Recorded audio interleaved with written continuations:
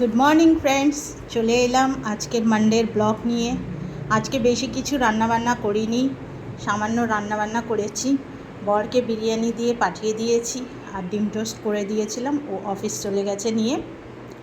আর আমার তো আজকে ভেজ, তার মধ্যে আজকে কৌশিকী অমাবস্যা।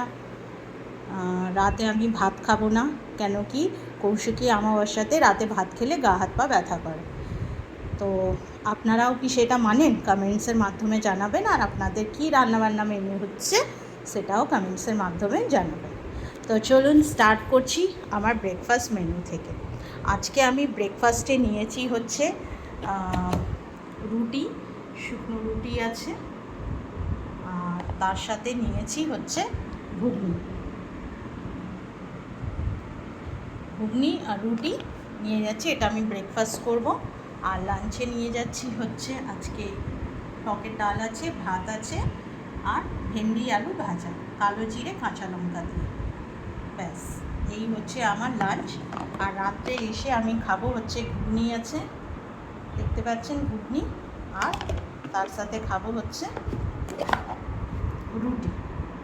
তো এই হচ্ছে আমার রাতের খাবার। আর সঙ্গে হচ্ছে আমার সুখ দুঃখের সাথী আমার ফ্রুটস, এটা আমি লাঞ্চের পর খাই। তো এই হচ্ছে আমার আজকে সারাদিনের মেনু। আপনাদের কি রান্নাবান্না হয়েছে ফ্রেন্ডস কমেন্টসের মাধ্যমে জানাবেন।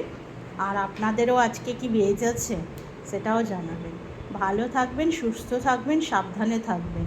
Tata, bye bye, see you.